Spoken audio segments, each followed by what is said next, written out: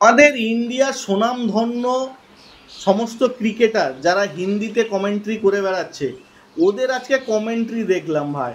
মানে এই রকম হাই লেভেলের কমেন্ট্রি আমি জীবনে শুনিনি।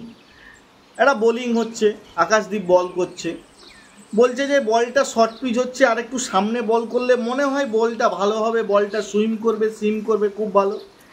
আকাশদীপ হয়তো বা এদের কথা শুনতে পেয়ে গেছে, একটু হয়তো সামনে বলটা করলো, দারুণ বল, বলটা ছেড়ে দিল ইংল্যান্ড টিম।